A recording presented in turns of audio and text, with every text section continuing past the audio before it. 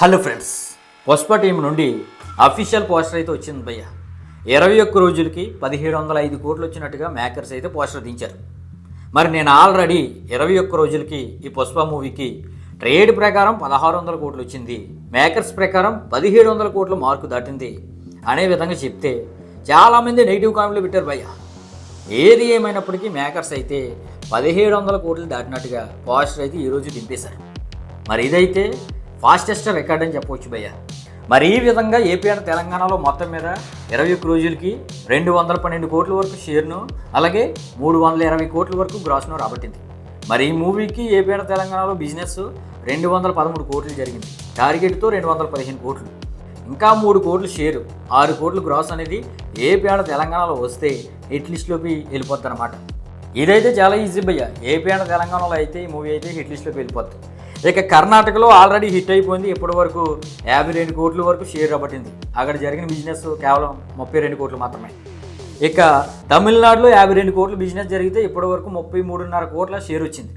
మరి ఎక్కడైతే లాసెస్ తప్ప ఆల్రెడీ ఫ్లాప్ అయిపోయినట్టే. ఇక కేరళలో 20 కోట్ల బిజినెస్ జరిగితే 8 కోట్లు మాత్రమే షేర్ వచ్చింది. మరి ఎక్కడైతే ఇక డిజాస్టరే. ఇక హిందీ భయ్య, మరి హిందీలో అయితే మామూలు అరాచకం కాదు. బేబీ జాన్కి నిన్న ఫస్ట్ డే 11 కోట్ల వరకు నెట్ వస్తే 21వ రోజు ఈ పుష్ప మూవీకి 16 కోట్ల నెట్ వచ్చింది భయ్య. డబ్బెడ్ సినిమాని హిందీ ఆడియన్స్ ఎంతలా ఆదరించారో మీ ఒకే వదిలేస్తున్నాం. మరి ఈ విధంగా ఎప్పటి వరకు 200 కోట్ల బిజినెస్ అనేది హిందీలో జరిగితే 345 కోట్ల వరకు షేర్ వచ్చింది భయ్య. అంటే 145 కోట్ల లాభం అనేది ఓన్లీ హిందీ నుండి పుష్పరాజు రాబట్టాడు. ఇక ఓవర్సీస్లో 100 కోట్ల బిజినెస్ జరిగితే ఇప్పటి వరకు 120 కోట్ల షేర్ వచ్చింది. అంటే 20 కోట్ల లాభం వచ్చింది ఓవర్సీస్ నుండి. ఇక ఈ విధంగా వరల్డ్ వైడ్గా 620 కోట్ల వరకు బిజినెస్ జరిగితే ఎప్పటి వరకు 21 రోజులకి 770 కోట్ల వరకు షేరు, 1600 కోట్ల వరకు గ్రాసు వచ్చింది భయ్య ట్రేడ్ ప్రకారం.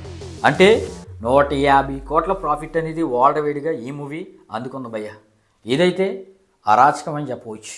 మరి ఈ విధంగా 21 రోజులకి పుష్ప 2 ట్రేడ్ ప్రకారం 1600 కోట్లు రాబట్టింది, మేకర్స్ ప్రకారం 1700 కోట్లు రాబట్టింది. మరి లాంగ్ రన్లో ఎంతవరకు గ్రాస్ రాబట్టే అవకాశం ఉంది అనేది మీరు కింద అయితే కామెంట్ చేయండి భయ్య.